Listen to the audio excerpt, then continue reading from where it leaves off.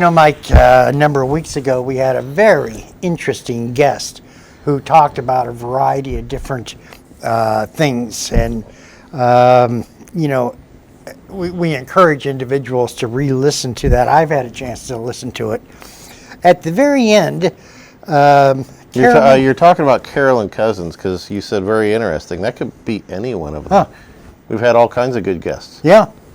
So today we're revisiting Carolyn Cousins. And Carolyn has 6 points that she wishes to discuss. So welcome back, Carolyn. Thank you. Thank you for inviting me, boys. Lovely to see you both again. You too. Tell us just a little bit about yourself. Okay, I work as an intuitive mentor and well-being coach, and that means that I work with clients either in person, on Skype, or remotely, helping them to uncover energetic blocks and subconscious and soul level programming that is really hindering their enjoyment in life.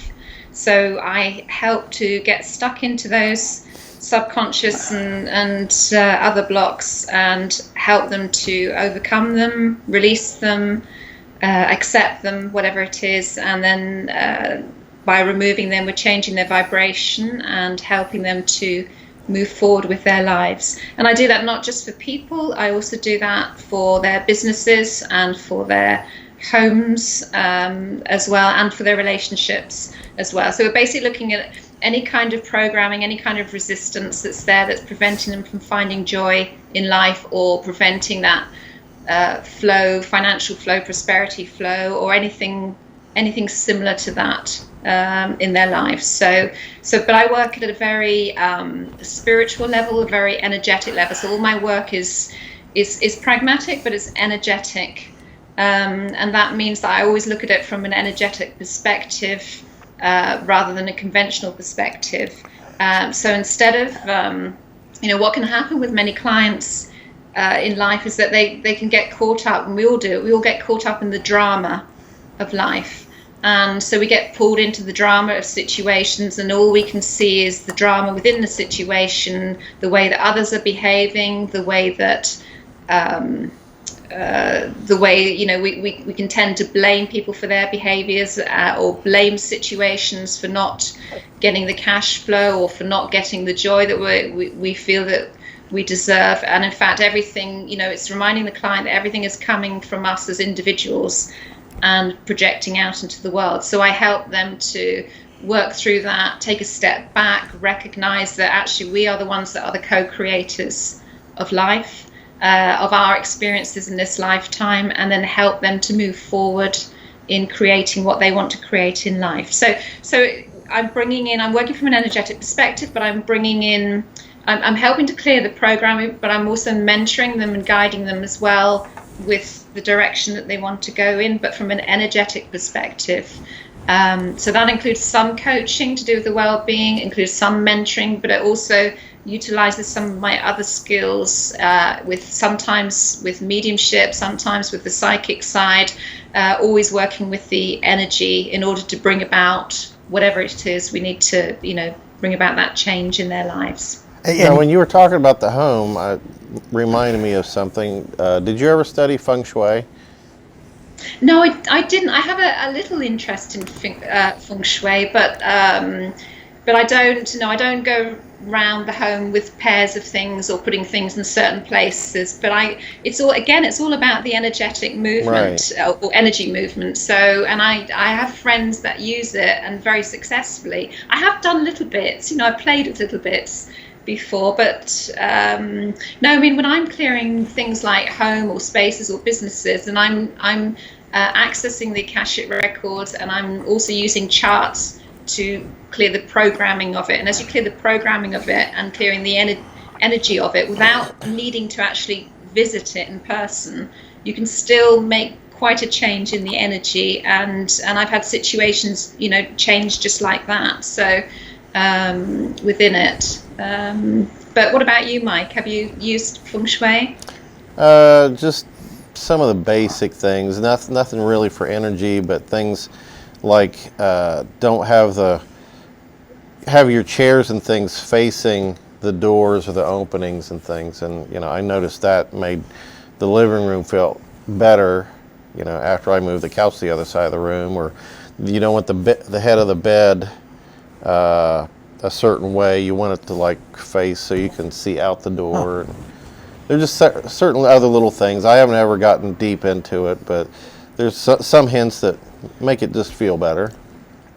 I bought a house from a Chinese lady, years ago, and she had everything positioned in a certain way in the garden, and the house had a mirror hanging from the front door to keep away the negative vibrations. But one of the things I think in the feng shui is that you shouldn't buy a house when the door leads straight onto the stairs, because apparently the energy can go straight up and straight out, or come down and go straight out. Yeah, so you should always, so it's slightly off. That's my house, so Carolyn, I'm curious. I had heard both ways, that skyscrapers where they have 45, 60 floors and people live in them, there's a certain amount of energy that permeates within the skyscrapers. Any thoughts on that? Yeah, because I mean, when I'm clearing people's homes, then I'm clearing the land as well as the apartment. I mean, most of my clearing tends to be houses actually, and maybe business premises. But business premises would come into the skyscrapers, and I think you're clearing the whole building as well. You can't, if you're clearing an apartment, you have to look at the whole building and the land it's on as well, because the land is, we don't know what's happened to the land in ancient times as well. Who knows what's happened on it? So you clear the apartment, but I guess some of the energy as well could also, be held within the walls of the building as well as the land. So the main focus would be clearing the apartment, and then kind of doing a general clearing on the walls, floors, ceilings, and the land as well around it. Do you do it with the person, or you do it separately? No, I do it separately. I don't need to visit the premises, and that's the beauty of what I do. So I've cleared. I mean, one of the specialist areas that I work on is clearing out negative and dense energy as well. So I get a lot of people being directed towards me to clear out the negative energy from people's homes and businesses, and from themselves as well. So there are some fantastic people out there that go into homes and they can clear the energy of homes, but it's not necessary because it's energetic. It's not necessary. It's no different from me working on Skype with a person. I have a good client base in America, and I do a lot of client work in America without me having to visit them. I can still help them and change the subconscious programming, and it's no different when you're clearing offices or premises or homes, is that you don't actually need to visit. Do you have to see it? Do you have to have a picture? The energy. Sorry? Do you have to see a picture? No, I don't have to see a picture at all. Not for me. I mean, everybody works differently. Okay. So I work very clairsentiently, so I can feel the energy, and I'm hyper clairsentient now, become really sensitive to it. But I also use a system that is able to access charts that can show me what programs are running and what negative energy is running as well in the property. And because of whatever experience, whatever tools I have in my energy makeup, I'm able to access deeper levels using the charts as well. So it's not necessary to visit in person to clear the energy. You just have to, you can sense it, you can clear it, you can use tools to shift it, because it's just energetic. So, and we're all connected to it. So it doesn't need an in-person visit, but everybody works differently. Well, I think you need to come to Point Pleasant, West Virginia. Have you ever heard of that? No. Have you heard of the Mothman? Silver Bridge? Okay, well, back when there was Indians there was Chief Cornstalk, and supposedly he got murdered, and he put a curse on the whole area that would never amount to anything. Yeah. So, and there's some businesses that there's been like 4 restaurants on the same corner, and they continually go under. So Well, it's interesting. Yeah, it's interesting you say that because I've worked a lot on a development, in France, where a friend of mine owns a house there, and the whole development has gone through so many problems over the years. And I started off doing some clearing on the energy there, and all that kept happening was there was dense energy after dense energy after dense energy that was coming up constantly. Curses, demonic energy, satanic energy, and it was just constantly coming up. And I was also sensing all sorts of things I'd sensed on the site, including dead bodies, piles of dead bodies, and ancient monasteries and all sorts of things. And yet this was a modern development that was built on this site in France. And it turned out on further investigation further down the line, the friend of mine found out that there was a monastery originally on the site, but also that it was believed to have been, what I picked up was it was a site where there was a mass execution of Cathars. Yeah, that creates a lot of energy. And then a friend of hers visited the site who was also very aware, and she also picked up the identical information. So it was great confirmation for me as well that what I was picking up was correct. And again, I carried on clearing it to layer after layer after layer, and eventually got it to the stage where that dense energy isn't coming up anymore. So it seems to something has shifted within it. There's still problems with the development. There's still something going on there with it, but the energy is shifted with it, and a lot of this stuff is held very, very, very deeply, and often it's bringing lessons to the people that occupy it. So for some reason, whatever, they've chosen to either operate their business from places that you were talking about because they've attracted that in through that vibrational resonance there, or there's a lesson, or there's something karmic that's taking place there. But it's so it's a lot more involved sometimes than people realize. But you have to get in. It's not enough just to clear the dense energy, the demonic energy, the satanic energy. You've got to get in and clear the reasons why it's attracting that. Otherwise, they just keep coming back. So you have to clear the programming that's behind it, and that's very much what I do. What's the method? Is it like a prayer, or what do you? How do you do the? Well, the main system I use, I've got it here. I've got some charts here. So the main system I use, I can sense it anyway, and one of the things that's happened now is I can see that energy. So I can see if it's demonic, and I can see if it's satanic, and I can see if it's a curse, I can see if it's voodoo, I can see if it's black magic. So I have that ability to distinguish the energy and sense it there, and I guess that's probably because I've used it in other lifetimes before, so I can recognize it, as we all have. We've all been darkness and light. Yeah. Which one of us, Mike or I, is demonic? Well,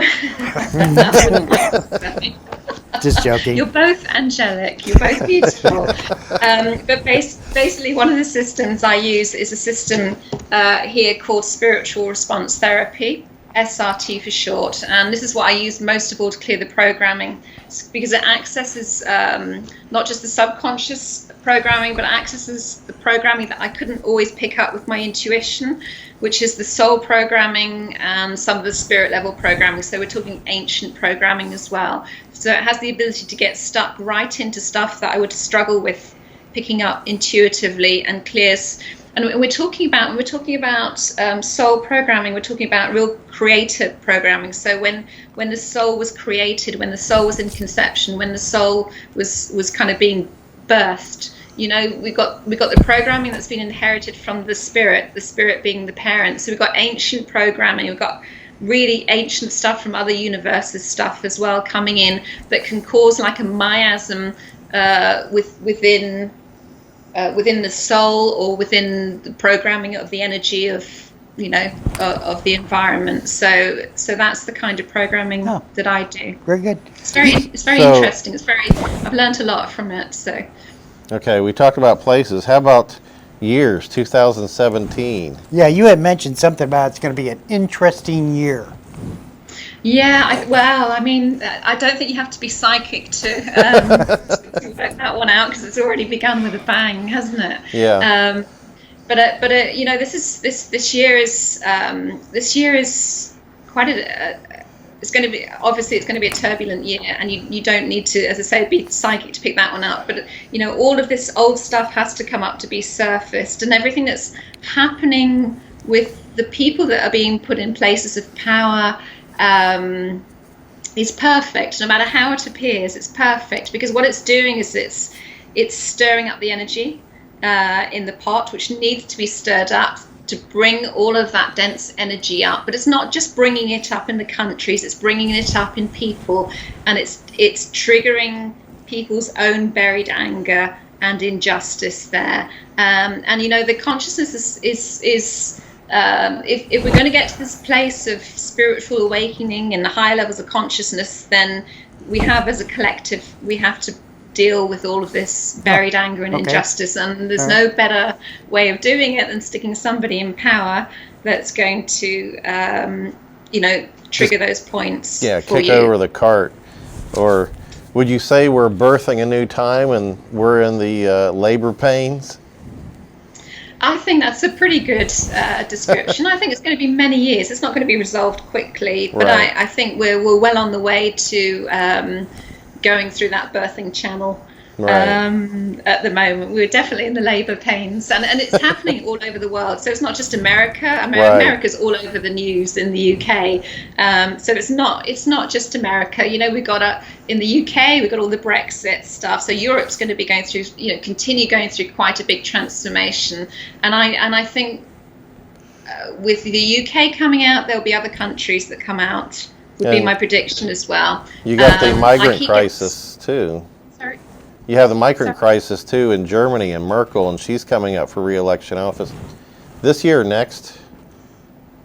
I'm not sure. There's also an interesting politician that's got into power in France who's very anti-Europe as well. I mean, I'm not following all of it completely, but I know that you know, if you stand back and observe the energy, you can see all the, you know, bits coming. It's like a chess game. All the chess players coming in. You know, you can kind of see what's going on without getting caught up in the drama of it. So I think Europe is going to go through European Union, some pretty big transformation. I mean, it's not all going to happen this year because we're going through the process. But one of the things I was drawn to, I pulled out 3 cards for 2017, 3 tarot cards on one of my videos this year. And the cards that came out were the first one was the Tower. What is it? Wait a The minute. Tower. The Tower? The Tower, yeah. The second one was Temperance, Temperance? Temperance. That's balance and healing, yeah. right. And the third, well, gosh, what was the third one? It made me laugh, and I can't remember what it was, but it was another major arcana card. It's on my YouTube channel. Okay. The World. It was the World World. Oh, card. okay. That's a good one. Boy, you got all 3 major Exactly. So- 3. Yep. And I was doing it. I was videoing it and shuffling it. So Yeah, you know, it wasn't very planned good. or anything, and it was amazing what came out. So we have this major energy shift going on this year, and it is going to get worse before it gets better. In some cases, with some people, it's going to get better and better because they've been through the worst. But on a world stage, there's stuff that's going to go on that's going to really make, you know, it really will make people sort of sit up and take notice, really, and it will bring up a lot of buried fears. And what I got drawn to in when I was putting out the cards is I feel there's going to be a lot more coming from the East this year. So we've got things like China, North Korea, Japan. We've got a lot more to come out Yeah. there. There's more stuff as the year goes on going to start coming up to the surface. Particularly, I want to say with the relationship between China and North Korea. Japan and North Korea, and obviously there's issues with the USA and China, and we're also trying to do a trade deal, I think, with China at the moment. So but my feeling is that the East is going to come much more into prominence. So all the action at the moment's been in the West, really, with the change. But we're going to start seeing more coming out of the East starting this year. That's going to come up to the surface and fairly soon. So I'd watch out for North Korea and Japan fairly soon. So are these cards in a sequence or are they equal?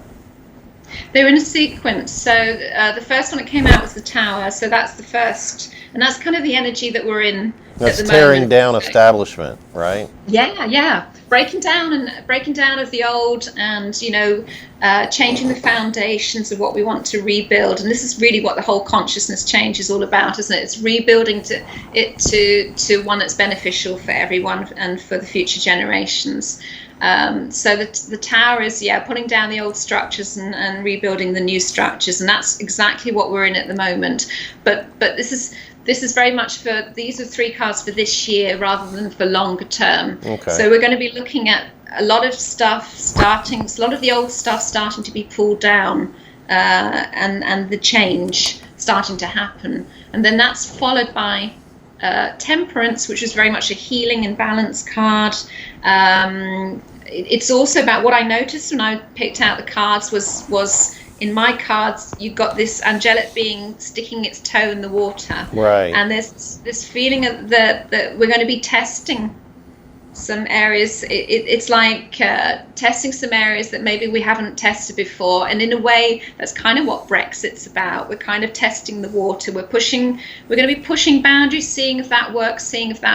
There's a lot more of that going on, so we're trying out some new things as a result of changing these boundaries. Right. And then we're moving on to the World card, and this is really about starting new chapters and new beginnings, but it's also on a world stage. So I think we're going to start seeing a lot more of the East, a lot more action Good. of the change starting to happen in the East this year, Good. as well as the West. Good. And new chapters starting to begin out there. And I think we need to really watch out for North Korea, because there's something more to come there. Well, I think there's a concern about Iran now with all the ballistic missiles. I'm not sure if that sort of fits in, or It's Middle East. There's always stuff going on in the Middle East, but what Yeah. I'm getting is the Far East. yeah. Right. And that's what I'm Okay. picking up, the Far East more than anything else. You had mentioned that you have had interesting lucid dreamings. First of all, if you'll define what a lucid dreaming is, I love lucid dreamings. Yeah, I've had a lot. I mean, I used to lucid dream all the time as a child. Lucid dreams are dreams where you know that you're in dream state, but you're conscious of it. You're consciously in a dream state, if that's the best explanation. So you're in that dream state, and you know you're in a dream, but you're conscious of it. So Is that have you had any description? interesting ones that you can share with the listening audience?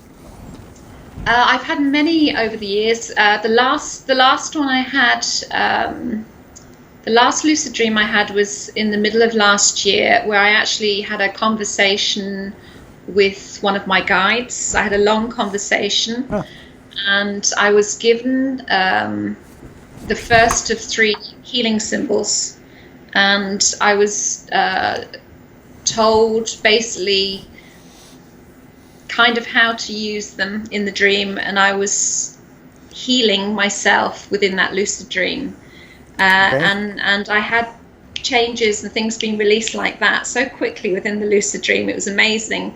And then when I woke up properly, still remembering it, it was trying to do it at the same speed. I couldn't do it at the same speed as I was doing it in the lucid dream. So I had a long conversation with my guide. It was a very, very spiritual lucid dream, but it was leading on to what is becoming my new healing mechanism that I'm developing now. So I've since had 2 more symbols given to me. So the second symbol that was given to me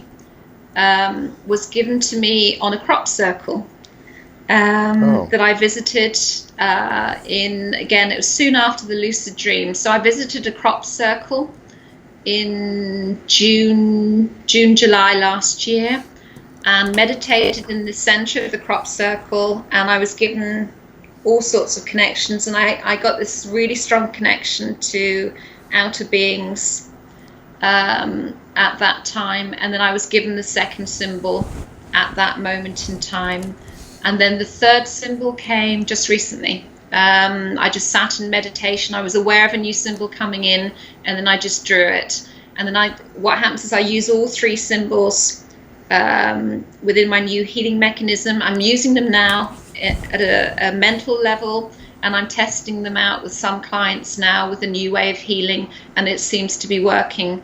So it's still in research stage at the moment, but my aim is to put this new healing mechanism into a book, so the book can get out across the world so that people can heal themselves rather than, is that similar to people like me. Is that similar to Reiki, where they use symbols? It is and it isn't. So I mean, Reiki is a fantastic healing. It's Reiki is a process of accessing that pure source energy, and it's a process of accessing that in order to bring about healing within the individual or places.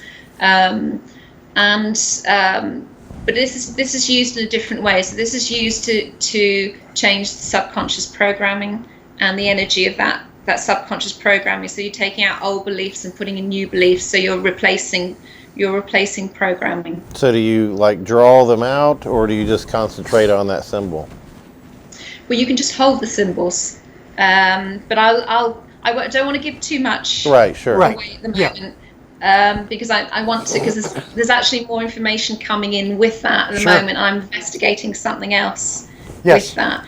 So I got to combine what I do and with the new information and take it out so it's unique to the world. Because there are other people here who are doing similar, but they're doing it with their skills in their way. But I've got to do it my way with my skills. And take it out. But I've been given something else. I had another significant dream. It wasn't, I suppose it was lucid. It was a lucid dream, and I was shown I was shown so many other constellations, other planetary systems, and then I had all this information, literally like ones and zeros, being downloaded into me, and then I was shown these visions of certain things, which is now, I didn't understand them at the time, but now the penny's dropping and I'm starting to get the information which is going to be put together in the new healing mechanism. I mean, it's just fascinating what we're carrying, that what gets downloaded into us, and then it kind of gets released at the right time into our consciousness. You're right.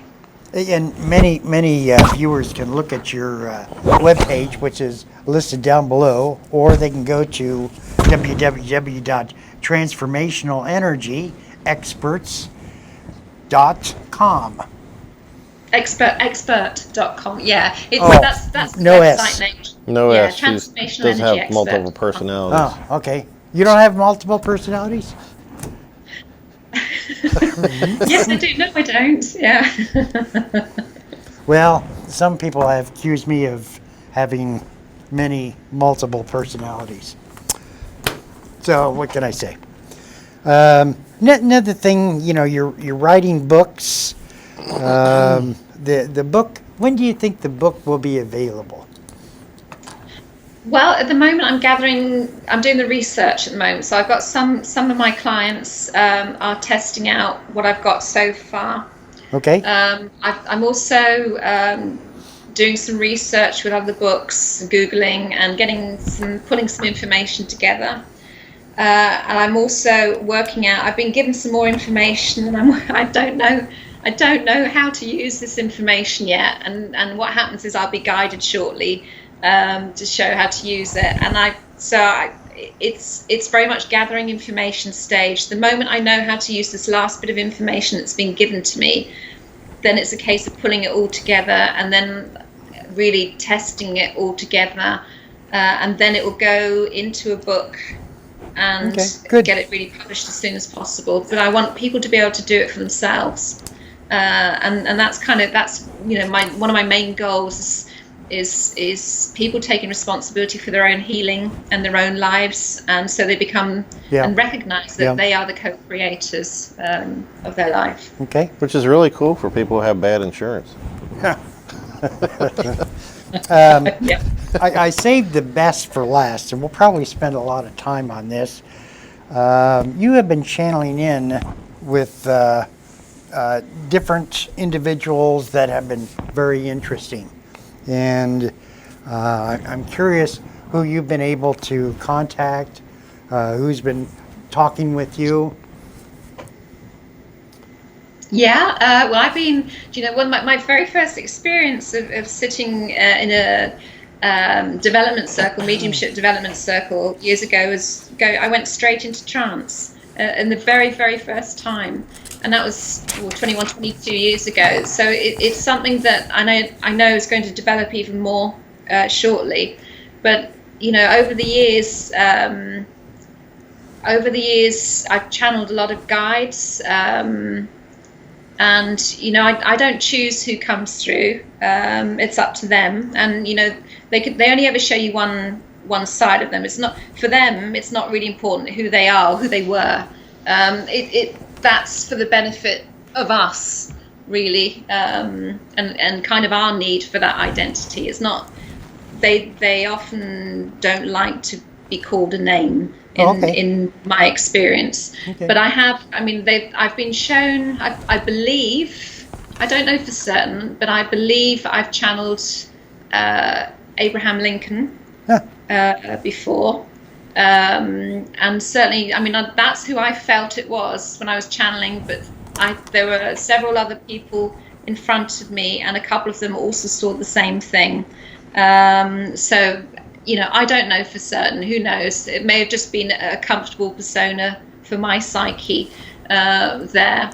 I have what was channeled Lincoln out saying? Many outer beings. Sorry? What was Lincoln saying? Was he looking back at it? It's like, no, man, that's not what I was wanting. No, I can't remember, but it was something very, very grounded, very solid advice about something. It was very methodical, as I remember, but I don't remember what it was. It was years ago. Oh, okay. More personal? No, it was in front of a group of people. Okay. And it was I can't remember, but it was something just very, very philosophical, very methodical, very grounded, very strong energy, very grounded. So it was a very, very philosophical, and they have to kind of have something in common with you, which is why some people get some people and other people get other beings. But it's kind of it's really important not to get hung up on who. Right. It's more important to have the philosophy and the message. Rather than who's delivering it, because I've had other famous people, not many. Mostly I get guides, and I've had outer beings, and the most recent one is the lion people that I made a connection with in the summer of last year, and that's a connection that is very strong. Now those are the Lyrians, right? Lyrians? Niburians. Niburian? Different theories, yeah, okay. different theories All there. right. But the connection is, I'm aware of them all the time. Oh, okay. And I know there's, I haven't started channeling them yet, but it's almost like I have this constant dialogue at a subconscious level. I'm aware of them constantly there. I'm aware they're around me, and I'm aware that there's a lot of channeling about to come from them through me at the right time.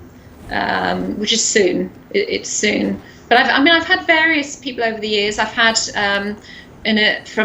one of the biggest spiritual beings that I'm aware of that I had was one called Red Cloud, which was again presented as a Native American Indian, but he was very famous in the 1930s. I think it was Estelle Roberts as a very famous medium in the 1930s, and she was always channeling Red Cloud.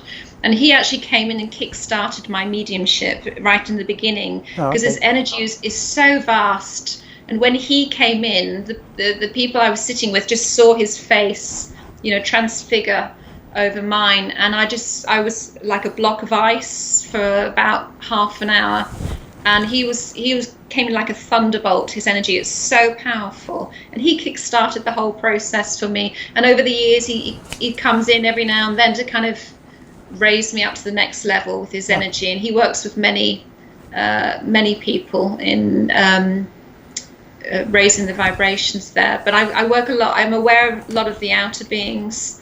I'm aware of Commander Ashtar, who's many people have picked up. I've had lucid dreams with him as well. So there's I don't want to get hung up on who they are. It's more important about their message and about what they're saying. Their philosophy is the important thing, and that's the main message. Yeah, tell about Ashtar Command and what are some of their messages. Some people see them, they don't necessarily.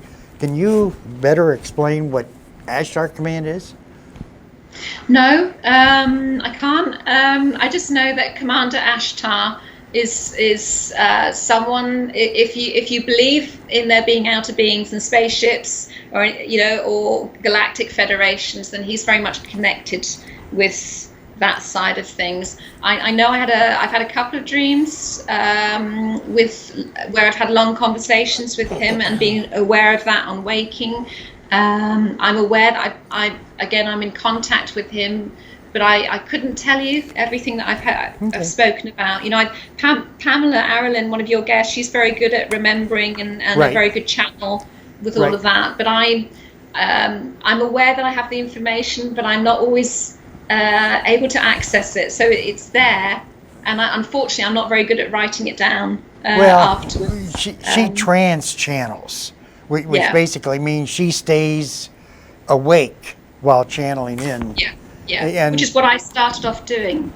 A lot of it's inspirational, because you have the light overshadowing, then you have the inspirational, which is staying awake and doing it, and then you have the deep trance channeling there. So it's much easier now than it used to be 20 years ago to get more of a quality of inspirational mediumship now. So we're able now to communicate much more easily than we could 25 years ago, where 25 years ago you had to go much more into a deeper trance in order to get that connection. Now, because of the progress and the vibrational changes, it's much easier to have that connection at a much lighter level without going into that deep trance now. Okay. So what kind of client are you able to assist with the best? Or what type of problems? Yeah, what type of problems? Well, anything that's emotional, behavioral, any blocks, any financial blocks, any kind of block. So where it can be anything. If there's a block in the energy, then it's going to have programming behind it somewhere, or a feeling block or emotional block there. So it doesn't matter what the block is, it doesn't matter what the emotion, whatever it is. It's about stepping out of that drama and seeing it for what it is. And it is an energy block, and it's about getting in, finding out what's causing that block, and getting to the root of it and removing that root. Whether it means releasing feelings, whether it means accepting or becoming something, it's just energy at the end of the day. So it doesn't matter. It's almost irrelevant whether it's financial, whether it's a relationship, or whether it's health. At the end of the day, it's going to be programming. It's going to be a feeling block or something. It's going to be an energetic block of some kind. So what I like to work with, though, is people that take responsibility for their journey, and rather than expecting me to just fix everything for them. So a lot of my clients will get homework to do. So they have to work at it. They have to take responsibility for it as well. Yeah, I find some people ask me questions about training dogs, and they want me to just give that one piece of advice. Is this like the magic word? And they're all better. It's like, no, there's training. You have to do it repetitively. Yeah. Exactly. Well, I get clients, you see, they'll come and they'll expect, one session fix all for all their life's problems. I mean, I get less of them nowadays than I used to. I get a bit more picky about who to take on now, which is not meant in an arrogant way, but I want people who are willing to invest in themselves and take responsibility, because I want to see the change in them as well, and I go on that personal journey with them. So I work with them, and I want to work longer term with them, and the clients that I've worked long term with have had amazing changes, and their whole life changes because we're changing that programming, we're changing the frequency, so the vibrations they're sending out are so different that all sorts of changes start happening in all areas of their life. So I like to work with clients that are serious about taking responsibility for their lives and wanting, really investing in themselves and wanting that long-term change, not the ones that want to come in and expect it all to be fixed in one session now. So because of that, I tend to attract more clients now that actually commit to that, and it's fantastic. You go on that journey with them, and so I get that job satisfaction as well. Do you remember your pre-birth experiences? Other lifetimes experiences. Other lifetimes? It's you. Or are you talking about our previous guest that was talking about the time when you're in gestation or when your mother was pregnant with you and the birthing time? No, you were on the other side deciding whether you're going to come in. So okay, so you're before you entered the body. Right. So I don't remember being in the womb. I don't remember the between lives stages, but I do access past lifetimes, future lifetimes, other lifetimes very easily. So I've seen many other lifetimes and shifted a lot of emotion from other lifetimes and stuff that I was holding on to. And I also see clients other lifetimes very easily. In fact, the client I was working with before this interview, we were going through some programming changes, and I was suddenly taken into her other lifetime. And she was in very much one of the first settlers in America, and very puritanical there, and so immediately I was taken into it. It doesn't always happen, but it happens quite a lot. So I'm able then to give more of an idea about what's gone on, and because of that, we can access the feeling much more easily. We can access the root, the energetic block, and we can change the programming that's coming up with it much more easily. And it always ties in with what's going on in their lives. And I had another client the other day who was sitting in front of me, and I was suddenly taken into a lifetime in World War II. And when we pieced it all together, it's like all the jigsaw pieces coming together. And I told her what I got, what I sensed, what I saw, and all of a sudden all these pennies were dropping all over, because she'd been given the messages from the universe was showing her all this time through relationships, through books that had suddenly come into her being about certain experiences within World War II. All these jigsaw pieces started coming in, and the pennies started dropping. And sometimes that's all you need to do is pull all the pieces together. The penny drops, you get it, and the lessons learned. And the block goes. So it's so I can see past lifetimes quite easily with people. And it just depends upon their frequency. The frequencies of different individuals? I'm going to go on the limb and say females have a different sense of energy, as do males. They have a different. I think there's a continuum of energy.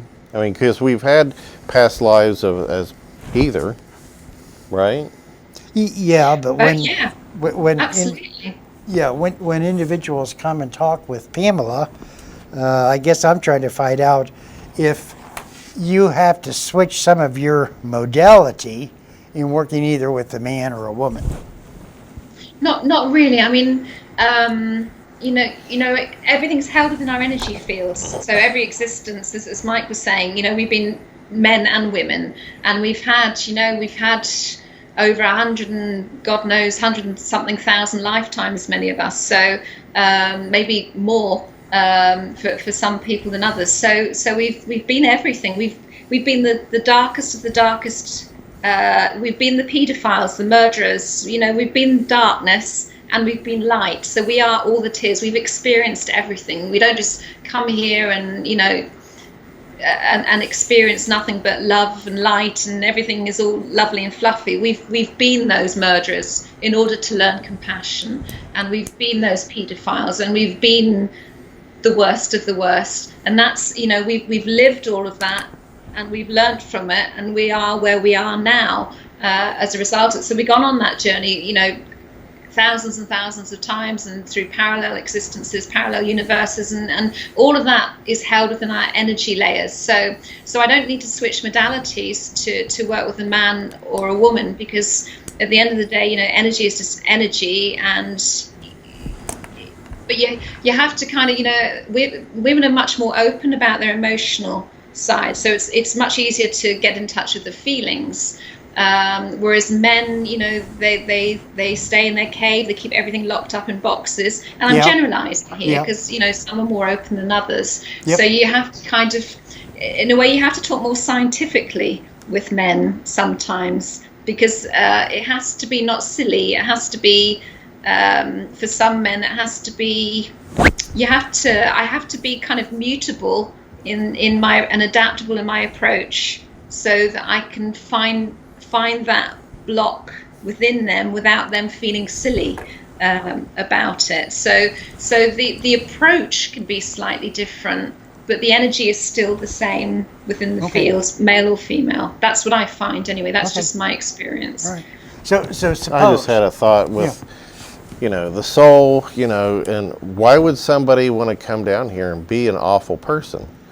And I was thinking, if the soul is like an actor, right, at that level, and you have the choice of all these characters to play, sometimes it's fun to be the bad guy.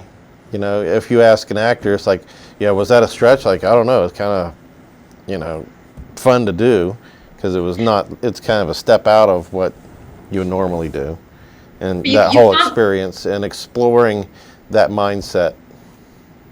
Well, exactly that, because you can't look at your experience in isolation. It's the same when someone commits suicide in a family, and you can get a lot of people that will judge that, but actually you cannot look at that one act in isolation, because the learning that is bringing to the other members on a spiritual basis is massive. It's a huge learning experience. It's learning for the person that's committed suicide or been the murderer or whatever, but the experience that it's bringing to the souls as a result of that act is huge in terms of spiritual growth. So we may say, you often hear people say, how could a god even do such a thing? I mean, it's man that does these things. But we're looking at something sometimes through a very narrow focus, and you have to also look at the lessons and the compassion and the humility and the love and the bringing together of people that's coming out of some of these negative experiences. So all the negative experiences that are going on in the world at the moment actually is teaching people what they don't want. It's bringing communities together. It's bringing a much more sense of collective together. So it's actually building the love through some of the abhorrent acts that are out there. So there is kind of purpose in this apparent chaos. There is Sure. divine intelligence at work here. well, some of the religions teach that let's take Hitler, or let's take a murderer, somebody that has done a real bad thing, atrocity to the family. Their reward, I guess, is that individual will probably go to hell. Well, For the rest of it. they want that revenge. Over Yeah. here, it's like he did something bad, so I hope something bad happens to them. Yeah, which is blame, isn't it? It's Yeah. blame at the end of the day. It's a judgment, and we're all striving to exist without that judgment, without judging anyone. There was a previous and it- guest we had on that I think had channeled or saw, it was a person who was in charge of a death camp or something. And so on the other side, all of the people that went through the camp had come to that person and forgave them. And I guess that was a very powerful thing. Yeah, but it's more powerful to forgive yourself from it. So and that's all we ever need to do is to forgive ourselves and accept that actually that was an experience, that was something that the soul wanted to experience. Whether it be dark, whether it be light, it's experience, it's learning, and it's also sometimes what can seem the most awful act is bringing so much spiritual growth for all those people that it's affected. So everything's not always as it seems. And true. you can even go back to the Bible and say, well, what about Judas in the Bible? My gosh, he paid to have Jesus taken, and yet what a sacrifice in many ways Judas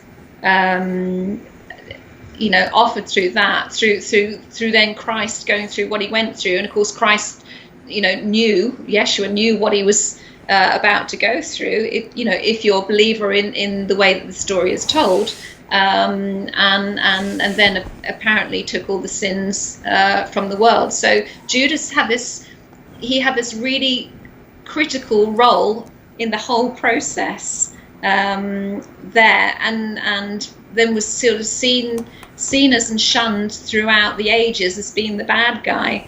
But what a gift and what an essential part to that whole story that was then formed the basis of Christianity throughout the world, and formed one of the main archetypal energies there throughout so that you can't look at it. It's very, we search to find the love. There's a spark of love in everybody, no matter how I agree. disgusting I or agree. appalling. And sometimes we have to look beyond you have to look beyond your own judgment sometimes, no matter how appalling it seems. Somewhere along the line, someone has lost their way, and it's getting to the stage where you view them as a being that's lost their way rather than something evil. For people like labels and putting Yeah. them in boxes and Yeah. stuff. every year at Easter time for, I don't know, 2,000 years, 2,015 years, at Easter time, I would imagine that there are a lot of individuals that are going through some of the Christian Gospels, that there is an energy of hate to Judas. Well, the story doesn't happen without him. Yeah. And let's suppose Judas decides to come back in as Oscar, who is going to be working with Mike at the University of Rio Grande, and he's going to be doing productions. You gotta watch that guy. Does he carry that energy? Yeah, we all carry it. We've all been Judas. We've all been Jesus. We've all been Thomas. We've all been Matthew. So I mean, the we've all hate, the tremendous amount of hate throughout the years that was placed on Judas. Well, in a way, that isn't that his? He must have been a very evolved spiritual being to have taken on that role, knowing that was coming in the first place. So, so he would, even if all that hate's been directed at him, his energy is vibrationally at such a level that it can take that. So it would still be within his energy layer, but you if you're at a level of vibration that I guess Judas would have been at, despite what history says, then you're kind of above. You're above that. Yeah. That would be my take on that. Okay. All right. It's just noise at that point. Yeah. Yeah. Yeah. Yeah. Carolyn, we have about 5 minutes. And what I'd like for you to do is give us 10 words of wisdom, 17 different words, 17 different wisdoms. And I'll write them down. Just joking. I hope you're joking. Yes, I am. Good. The words of wisdom. Words of wisdom. I I don't know appreciate for the your coming years or life in general or whatever. No, I think, again, another short video I made on my YouTube channel recently was about labels and how they limit you. So the words of wisdom, I think, would be, don't put yourself in this box. Don't label yourself. You're limiting your creativity and your energy by labeling who you think that you are, because you got to remember. And this is the problem that many people have in their energy, is that they forget that they are all that is.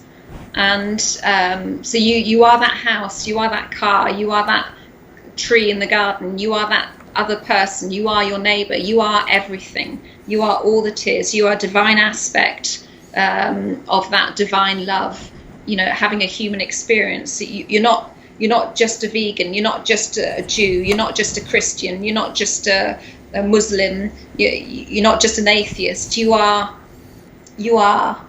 all of that and more. And I think any time that we put ourselves into this box, we're limiting our energy, and we're limiting it's almost an insult to our energy, because we are all of that and more. And we've got all these lifetimes and other experiences and other planetary experiences, energy within our energy fields. And if we allow ourselves to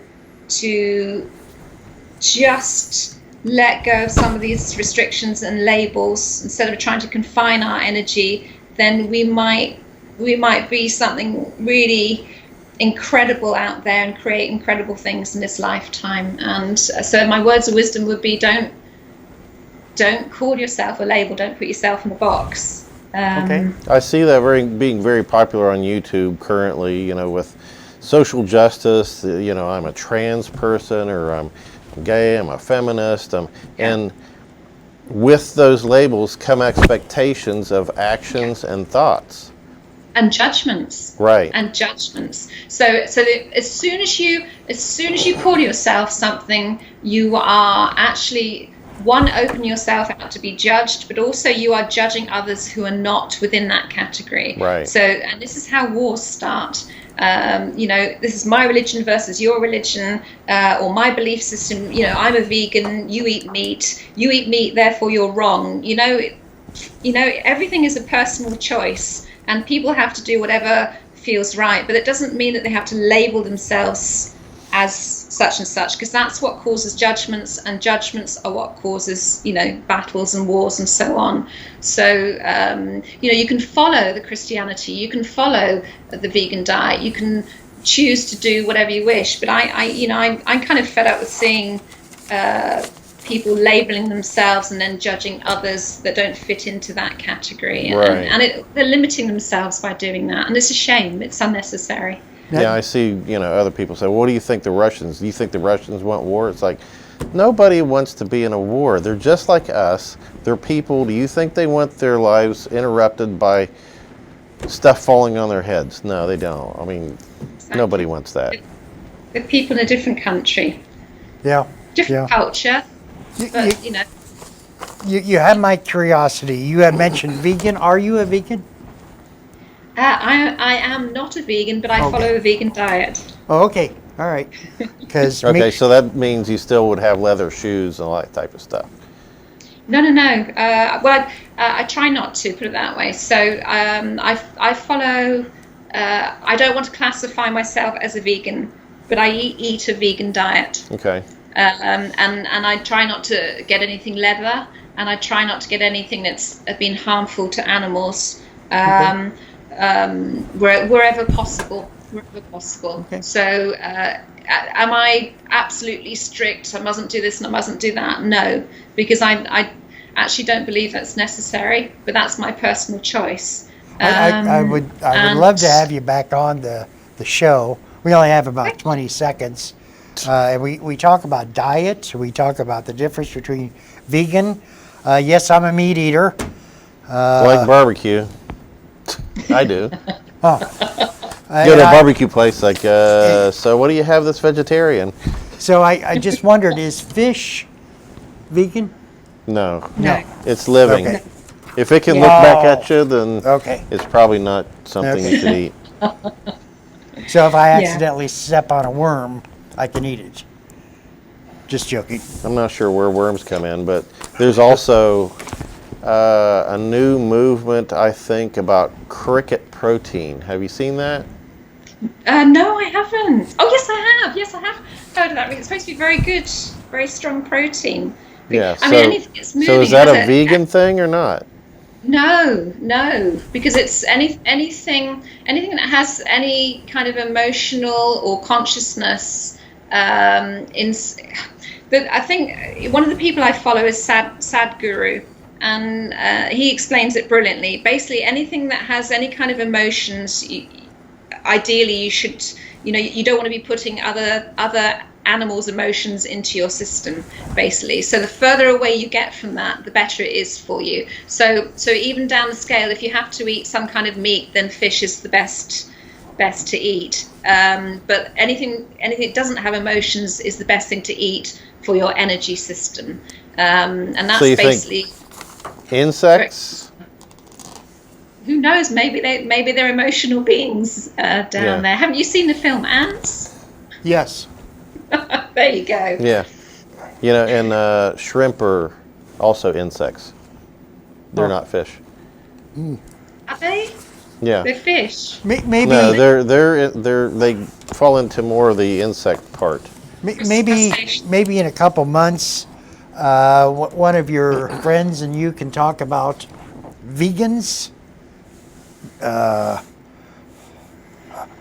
whatever the other categories are. Vegetarian? Vegetarian, meat eaters.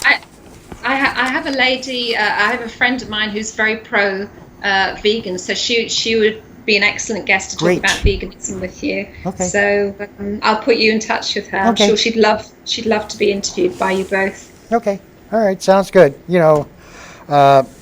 Carolyn, I want to thank you again. We're talking with Carolyn Cousins.